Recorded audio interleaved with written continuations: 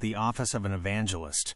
This role centers around the passionate proclamation of the good news, often referring to the gospel of Jesus Christ. The term evangelist itself comes from the Greek word euangelistes, meaning bringer of good news, or messenger of glad tidings. Here's a closer look at this important function. Core characteristics and responsibilities. Proclaiming the gospel. At the heart of the evangelist's role is the clear and compelling communication of the message of salvation through Jesus Christ to those who haven't yet heard or embraced it. This can happen in various settings, from public gatherings to personal conversations.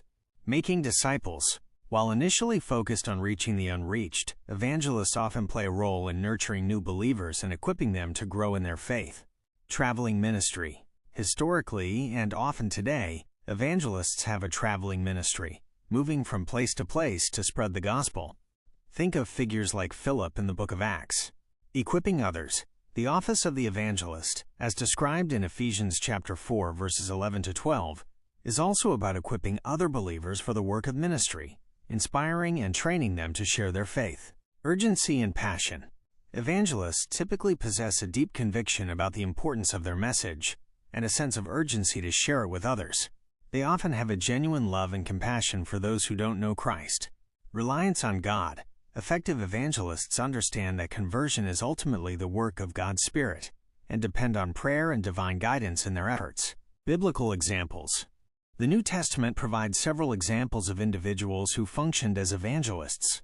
Philip, explicitly called Philip the Evangelist in Acts chapter 21, verse 8, he preached in Samaria and to the Ethiopian eunuch, Acts 8. The Apostles. Initially, the apostles were the primary evangelists, spreading the message of Jesus after his ascension. Paul.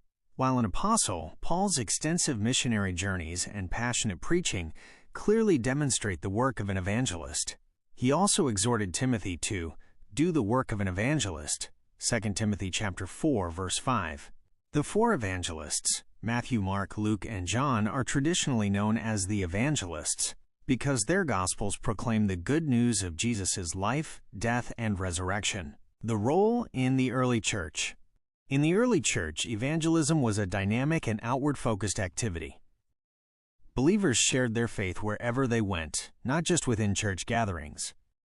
Evangelists often traveled to new territories, proclaiming the gospel to those who had never heard it, laying foundations for local churches to be established. The office today. The office of the evangelist continues to be vital in the church today.